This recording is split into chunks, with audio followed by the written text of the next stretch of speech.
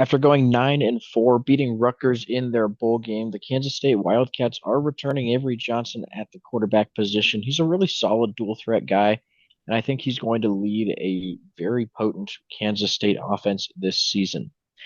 They start off the season across the sea in Ireland, and this is going to be a really interesting game against Iowa State. Both teams returning starting quarterbacks, like I already said, Avery Johnson for Kansas State, Rocco Becht for the Cyclones.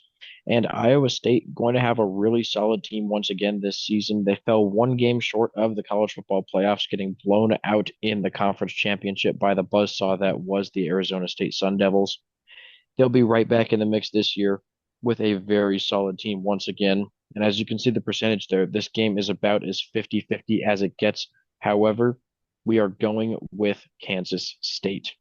And like Jonah said, it really could go either way. Both teams are losing key players on the offensive side of the ball, with Iowa State losing their top two wide receivers to the NFL draft, both getting drafted by the Houston Texans, whereas Kansas State is losing their starting running back in DJ Giddens, along with two of their starting wide receivers from last year. But I believe Kansas State has addressed their needs a little bit better through the transfer portal than Iowa State has.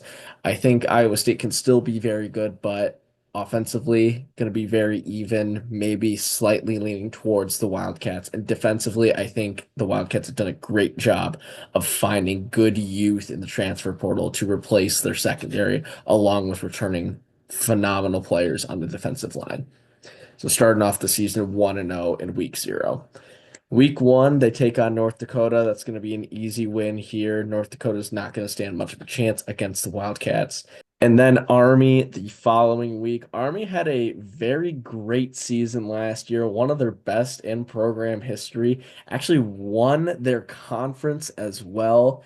And I think they can be a solid team again next year. The only thing, they did not fare too well against Power 4 teams last year, and I don't think they will stand much of a chance against Avery Johnson and the Wildcats offense. Quite frankly, whatever dual threat capability the Army quarterback has, Avery Johnson will be able to do that tenfold. With a road trip to Arizona, Noah Fafita returning at quarterback, and he had a little bit of a down year last season, as well as Arizona as a team. They're also losing Taterell McMillan, his number one weapon, to the NFL. So somebody's going to have to step up to replace that offensive talent that they are losing. It's really going to come down to Fafita this season. And, I just don't know after, his freshman season was so good and then he kind of took a step back last season. Is he going to be able to improve back to even the level he was of his freshman year? Tough to say. I trust Kansas State a lot more here, even though it's on the road. We're going to go ahead and take the Wildcats here to move to 4-0. After that bye week, they will take on UCF, who should be a pretty easy game for the Wildcats. UCF was not a great team last year, with their one bright spot being running back RJ Harvey, who is now a Denver Bronco. And now I really do not see what UCF brings to the table that will make them a competitive team. The only reason they have a 25% chance in this game is because the Big 12 is so chaotic. You never really know what could happen. Maybe after a bye week, Kansas State slips up, but we don't think Avery Johnson will slow here. Moving the Wildcats to 5-0 before a huge road trip to Waco to take on the Baylor Bears. And that also going to be a really close game, kind of similar to Iowa State. This one is really 50-50. Baylor returning Sawyer Robertson at quarterback. They're going to be a really good team this season. They did decently in the transfer portal, brought in a couple guys to fill positions of need specifically, but not one of those crazy classes like we saw from Texas Tech, who we'll get to later. Baylor is going to be very much improved on the offensive side, but also the defensive side of the ball, which is really the key for the Bears after struggling there just a little bit last season. And I think that they're going to give Kansas State a really good game. And we're actually going to lean with the home team this time to end Kansas State's undefeated season right here in week 6. And the big reason that we're leaning Baylor here other than the fact that they are the home team, is that they have returning connections. The offensive backfield is the same from last year. Like Jonah mentioned, they have Sawyer Robertson returning. They also have both their young starting running backs returning, and Sawyer Robertson already has a solid connection with Josh Cameron, their number one wide receiver going into next season. At this point in the season, maybe Avery Johnson builds good connections with the transfer wide receivers he has coming in, but I will lean with the continued success and connection of the Baylor Bears here. Following week against TCU, Battle of Purple Teams in the Big 12. Should be another interesting game. Both Baylor and TCU are one of our dark horse teams in the Big 12 going into next season. And for TCU, it's because they have Josh Hoover returning as their starting quarterback. Had a very great season last year. And that was due in part to the amazing receiving core that he had, but that is all gone now. They are off to the NFL, and Josh Hoover's going to need to take another step up if he wants to keep this TCU team in the mix in the Big 12. I think TCU is going to be able to hang around for a little bit, but at the end of the day, Kansas State is the home team, and they will need a huge rebound win coming off of that Baylor loss. I think Avery Johnson will be able to lead this team to a win. Yeah, I do really like TCU for next year, and I think Hoover's going to have a really solid season despite needing guys to step up in that wide receiver room. So I fully expect TCU to compete in this game. But yeah, Kansas State just a little bit better all around. So going with the Wildcats there. And then it's the Sunflower Showdown road trip to Kansas. This also going to be a pretty solid game. There's a pretty tough stretch here from Baylor all the way to Texas Tech. And Jalen Daniels returning at quarterback for Kansas. Is he finally going to be able to reach his full potential this season? Every year he's kind of, floated as a maybe dark horse Heisman candidate, and Kansas is finally going to be really good. Just haven't been able to live up to it so far. This season, I don't know if they're going to reach that full hype, but I expect them to compete in some of these bigger games. And we are taking the Jayhawks to end their 16-year losing streak to Kansas State. Give us the Jayhawks to pull off a crazy upset. And despite that being a crazy upset, Kansas has been right there. They've been knocking on the doorstep of Kansas State the last 2 years, with Kansas State only winning by 4 points in 2023 and 2 points in 2024. I think with the home field advantage, and if Jalen Daniels can live up to the expectations everyone has for him, they can pull off the impossible. We saw this Jayhawks team upset Colorado last year, and I think they can beat Kansas State next season. Texas Tech is up next, and that's another interesting team.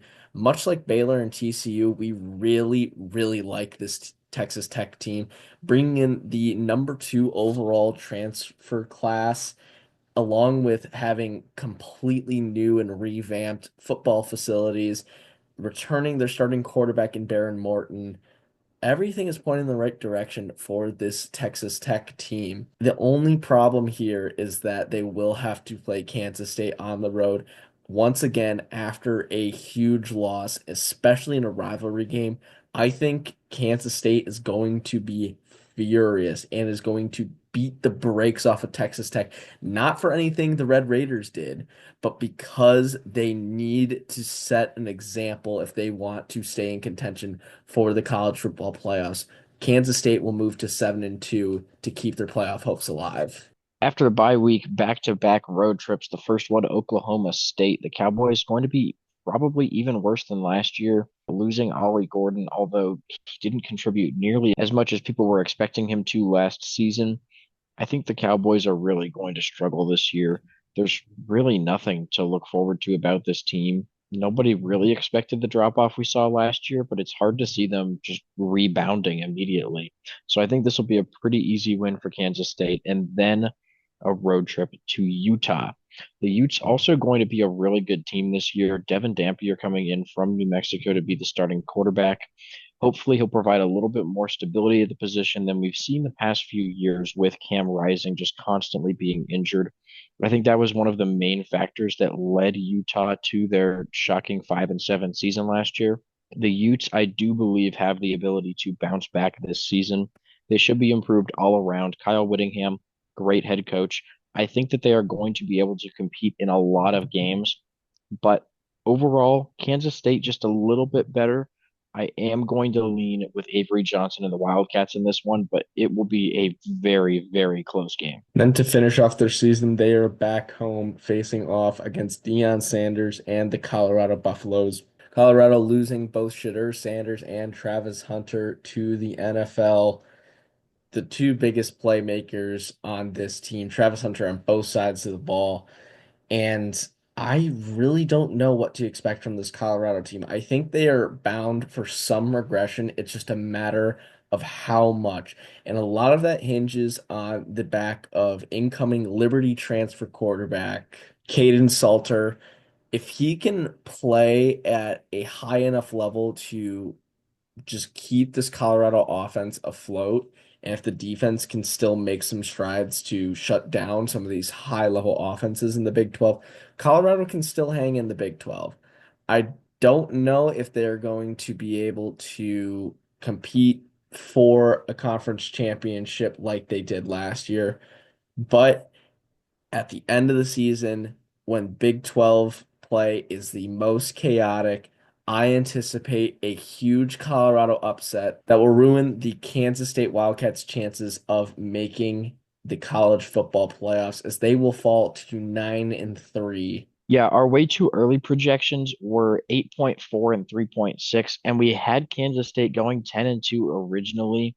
Since then, we have dropped that to 9 and 3, likely taking them out of playoff consideration as three losses in the Big 12 may or may not be enough to get into the conference championship. We'll have to see when we finish up all of our predictions.